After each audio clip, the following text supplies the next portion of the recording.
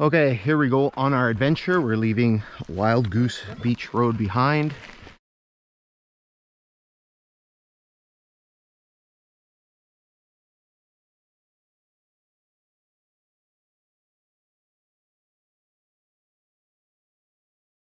Luna's a little cranky. She doesn't want to be in the trailer.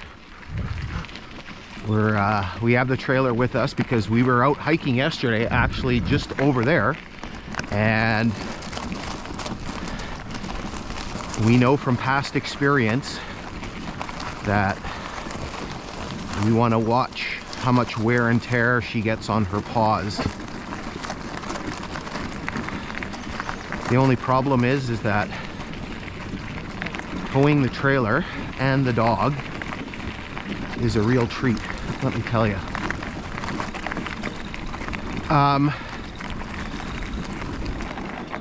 It's already warm. Actually, going this way is not too bad. It seems like there's a touch of a breeze. It's 8:28 and it's already 16 degrees Celsius. So it might melt a little bit here today. So our adventure here is going to take us 3 miles or so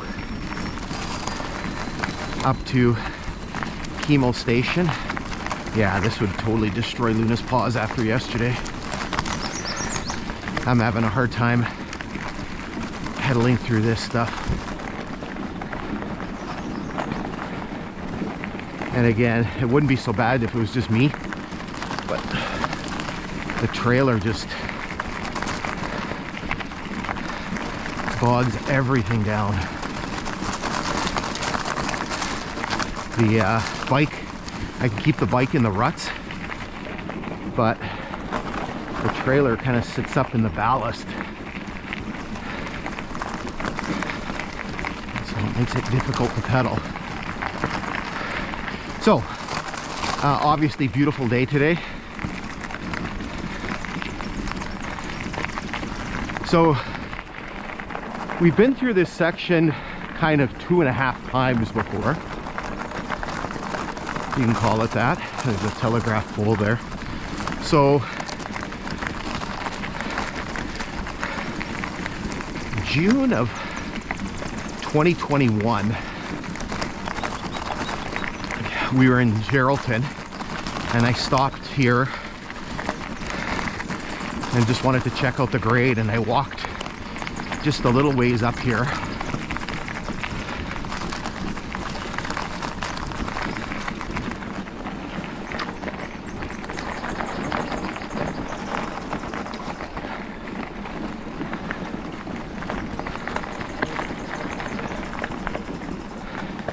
And then we did our hike here in last June, right at the beginning of June, so like a year ago, like next week.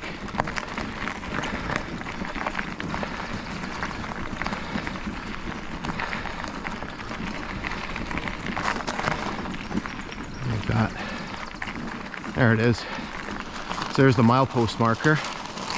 So there's milepost 30 down there. The other ones are going to be standing. They're going to be a little easier to see. So yeah, so we did this section up just past Chemo to where the Scroll Lake Bridge or trestle is, and then we came back in August to, we had to bike through here to get to the next section. So there's really no access between Wildgoose Beach Road, this road, and Kinghorn Road, which is to the west. So Kinghorn Road is at milepost 45, so 15 miles. There's no access. So in order to get to that area, we had to we had to bike through here. So we had to bike like 3.5 miles just to start the hike. So here we're on this very long causeway. I don't remember the length of it. I'll put the length up. So this is Wildgoose Lake. This is the first of the 3 fowl lakes, as they're called. So wild goose, turkey, and then partridge. There's some ducks in the water. So here you can see some erosion. There's a series of culverts here that, because basically this cut off part of Wildgoose Lake here. So when they built the railway, they cut off part of the grade. So this would have all been connected. I don't know if one time this was a trestle and then they filled it in, or if this was built like this.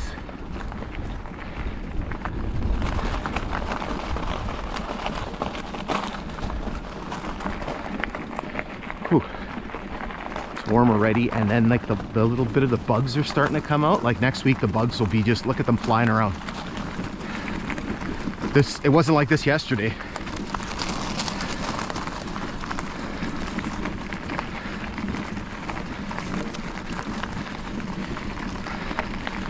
So this is a pretty uneventful area. There's not a heck of a lot going on. There are some things to see, right? That causeway that we just passed over, and some milepost markers. You can see the leaves are just starting to come out on the trees. So this is why it's kind of our last weekend for hiking, because by next weekend the leaves are gonna be all out, and especially the low stuff makes it very difficult to see in through the trees and alongside the grade. See, like you see all the poplars here. They got a lot of them got their leaves. Here's another telegraph pole.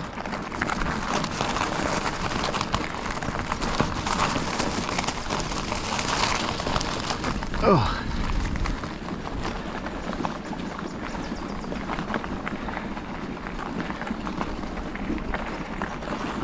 So I was hoping that there would be some cloud. There was some cloud yesterday morning that really helped to sort of diffuse the light, but there's not a cloud in the sky. So it's going to be fun trying to accomplish our task, which is basically to take a look at the water tank and section house at Kinghorn.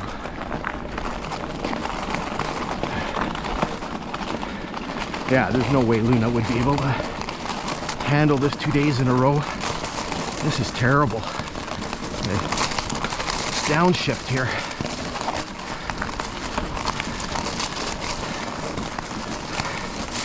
So when we were here last August, I had to trailer Luna in again, just because you can't make her walk 3.5 miles and then do the hike for 3.5 miles and then come all the way back. It's just too much for her paws.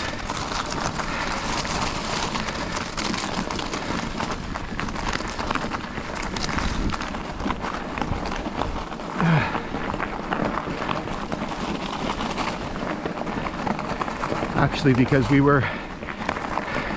that was part of a bigger set of explorations. We were kind of out in this area here in Geraldton for a week, so that was the last hike, and so Luna's paws were already kind of banged up a bit, so I biked her most of the way. I remember coming back and my younger son Noah was with me, and you know, kind of huffing and puffing like I am now, and he's like, "What? It's not so bad." So I let him, we switched bikes for a bit, so he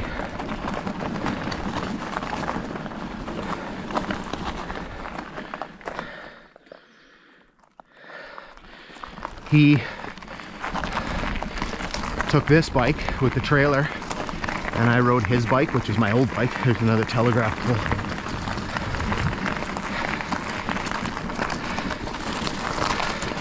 I think he found out pretty quick. It's not as easy as it looks.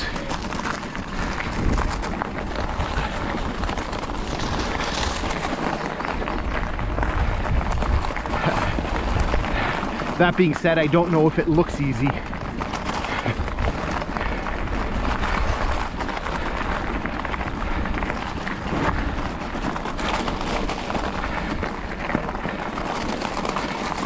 It's a good thing I don't skip leg day when I go to the gym.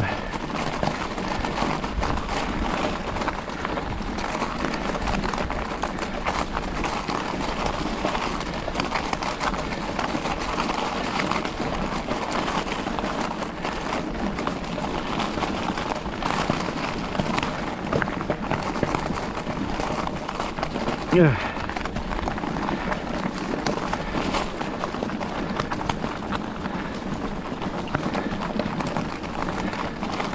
Holy moly. This is bad. Again, it would be a little challenging by myself because it's so thick. But with Luna, who weighs 60 pounds,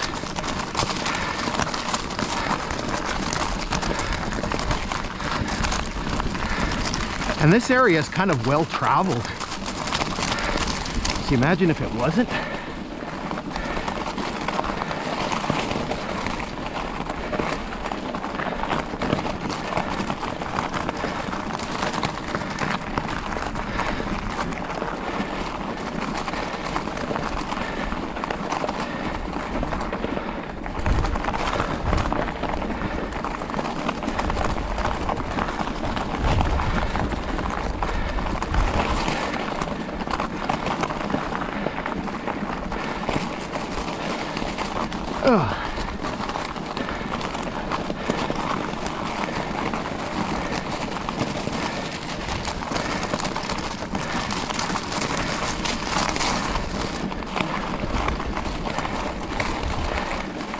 And see, look at that. Poof. It gets better. Oh.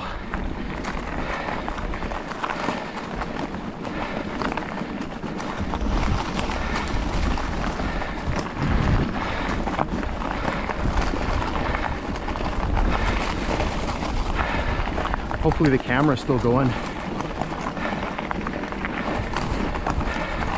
I have to change the battery when we get to the next milepost.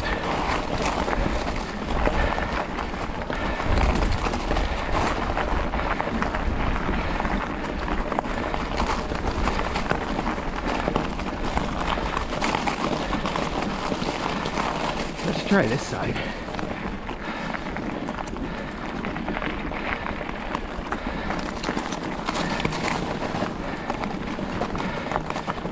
Not that much better.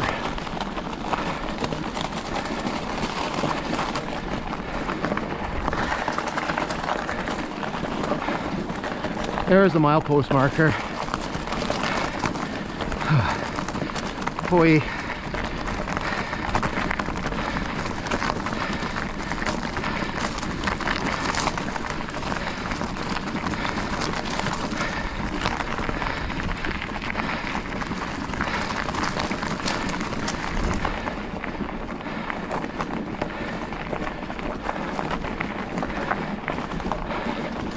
So there's milepost 31 coming up.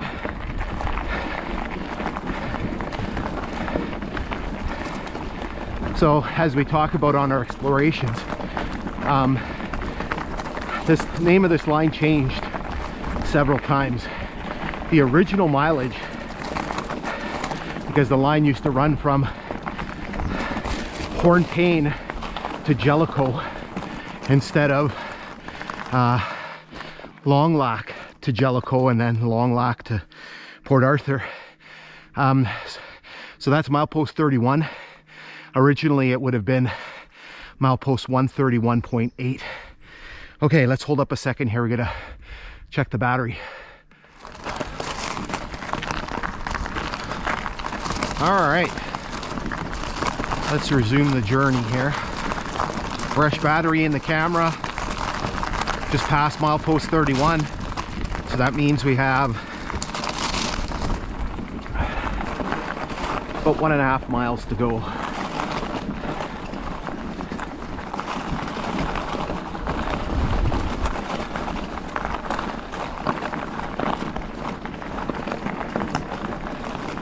Time is it? Been going for about 15 minutes.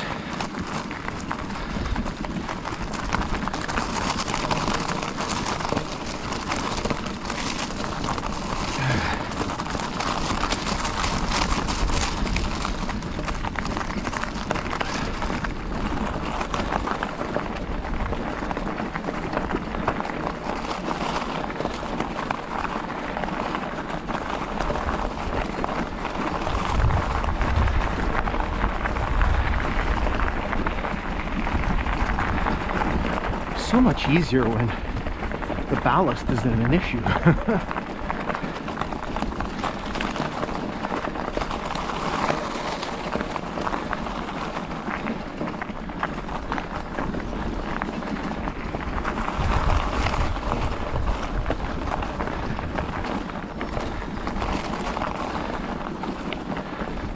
Sorry, let me amend that. It's a little easier.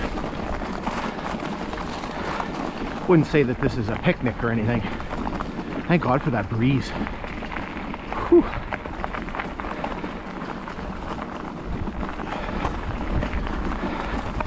You can see there's a culvert here. Big dip in the grade.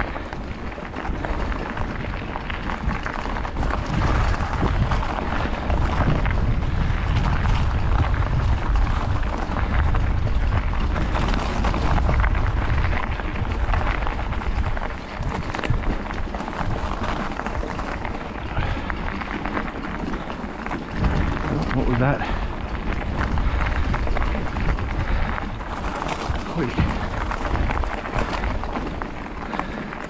So it's interesting because this area here, even the section we did yesterday, going back towards Kenwell, you kind of go through all these stages of vegetation. So here we're kind of in a swampy area, and then it kind of comes upland, then it gets swamp again. Speaking of swamp, around about where the siding starts at Kimmel, there's a big beaver dam that's kind of encroaching on the grade. Hopefully I can get through. Last week we were out by Nipigon, and I know there's one section that's kind of a little bit wet, so I brought my rubber boots. Didn't need them. I didn't bring them today, so hopefully I can get through there. There's a culvert. I think we probably can't read the mileage on it.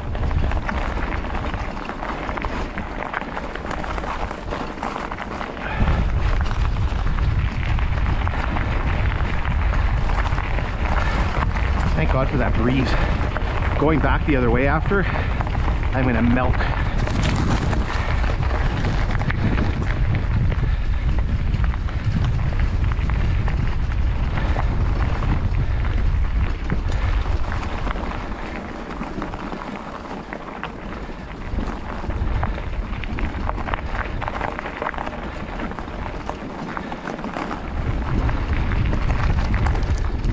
Another telegraph pole there.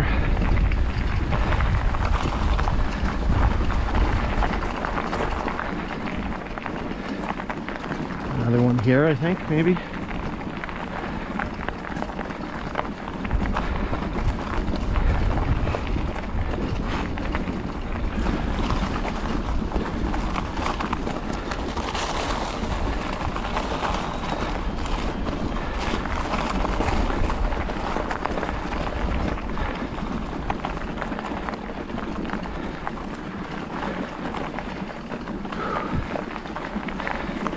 Thank God we're not doing a real hike today. She's a little warm.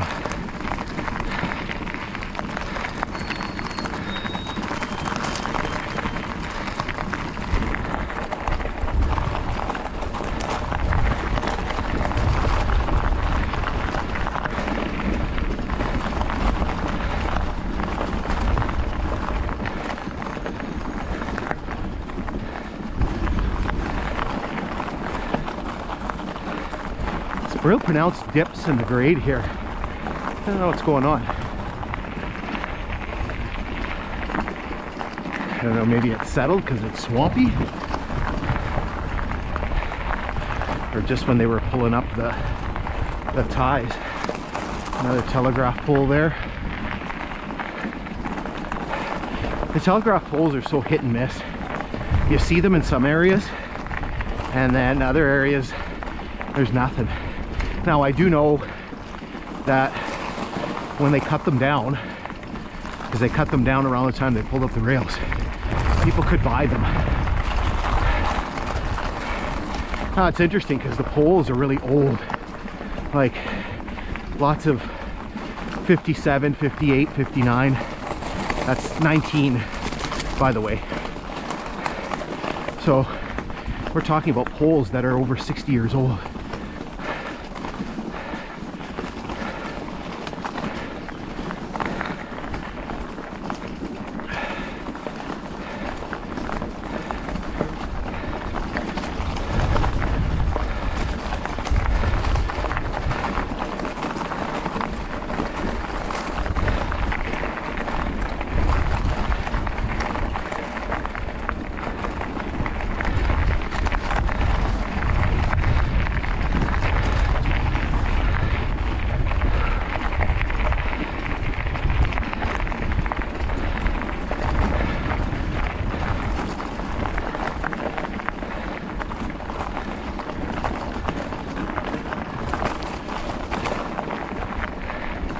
So here you come up out of the swamp a little bit.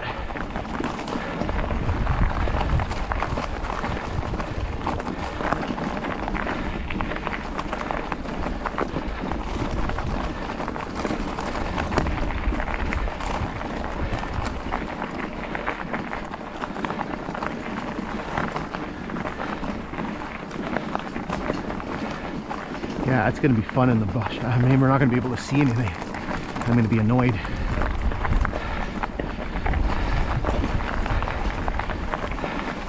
So much nicer when you get a little bit of cloud, even a little bit of haze, some high cloud just to diffuse the sun.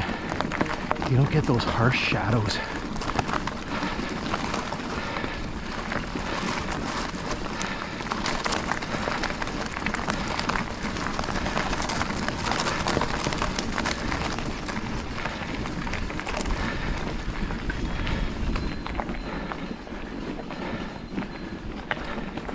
Here the tamaracks have dropped their needles. Oh, it's so smooth. You don't have to fight the ballast, which sometimes is like pedaling on marbles.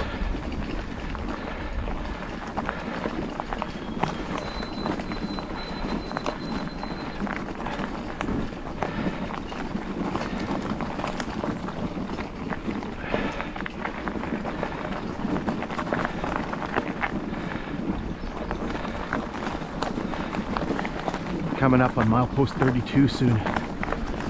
Should be just up here around the bend, or closer.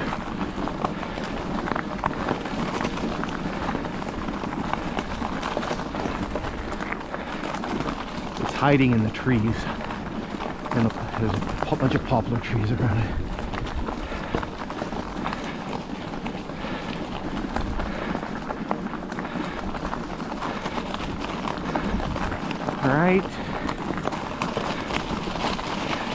Right behind these tamaracks here.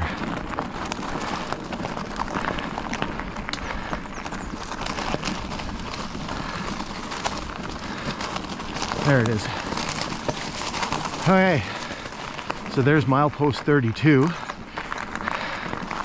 Again, mileage on the Kinghorn. Original lines, that would be 132.8. Okay, let's take a quick break here and then push our way through to Kimmel.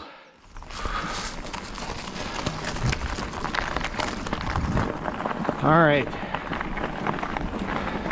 so the siding here at Kimmel starts just around the corner here, so we'll see what kind of disaster awaits us.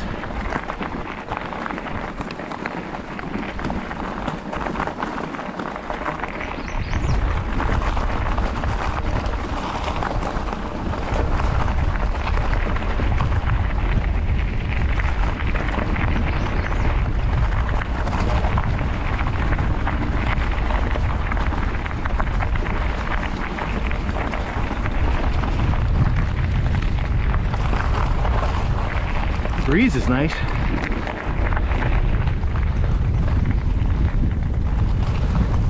It's actually pretty strong.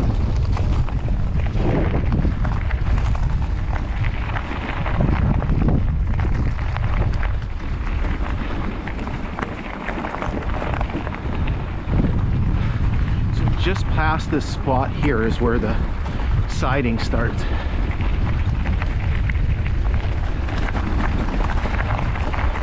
You might have to let Luna go and let her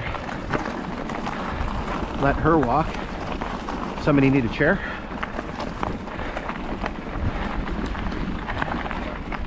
Okay, so here you can see this is all the beaver.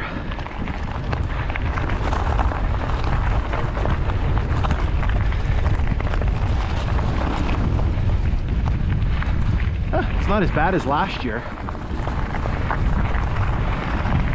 Maybe there was more runoff.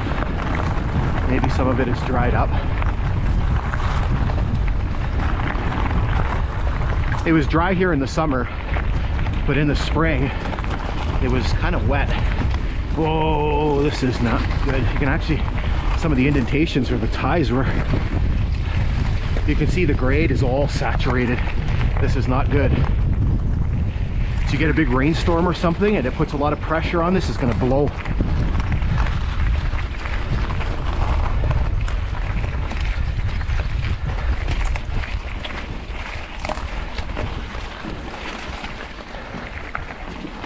I think the beaver's done some work here to keep the water in.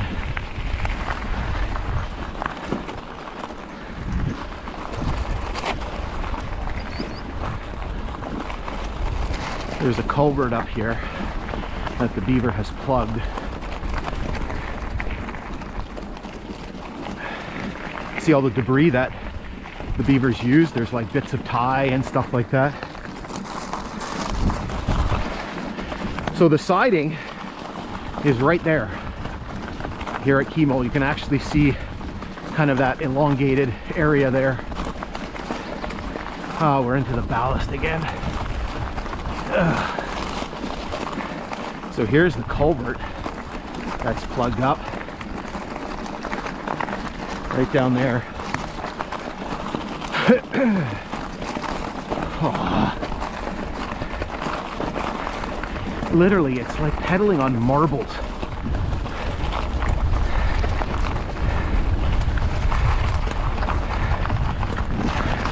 So again, there's the siding. We swing over here. So this siding was an original one.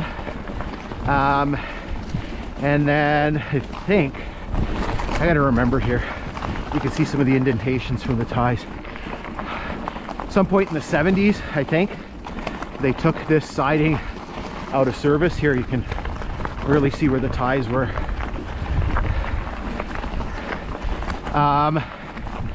And then they converted it into a,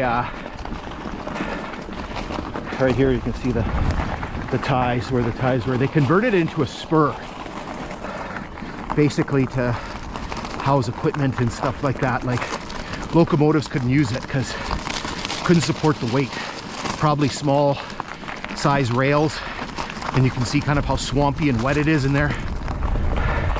And so for a while Chemo disappears as a station, and then it comes back. It's resurrected. And it basically hangs around almost until the line is discontinued. So I think here is officially where Chemo Station is supposed to be, where the mileage mark is. And then our destination is just right up there. Hoi!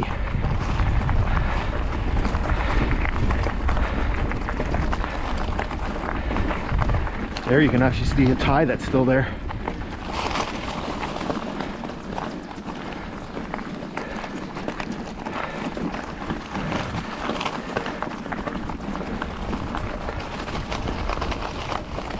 So here, there was a section house here at Chemo and a water tank. The water tank was used up until 1931-32. So basically you have this open area here, and you look at old maps and you see a cluster of buildings, and then there were some buildings over here on this side too. Okay, let's let Looney out. Okay, she's free now. Whew.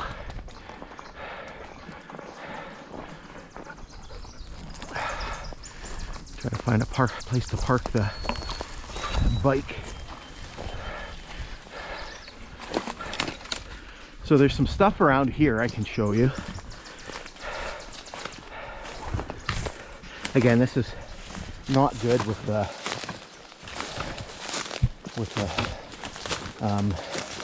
shadows and stuff. So here is where the well was. So you can see the opening there. That's the well. And then over here would be the water tank. So here you can actually see one of the pads right there. So there's the dowel. And then I think the section house is over there. All right, so we got some work to do. What we're gonna do is we're gonna need to excavate as much as we can here so we can actually see something. And that will be sort of our exploration for today.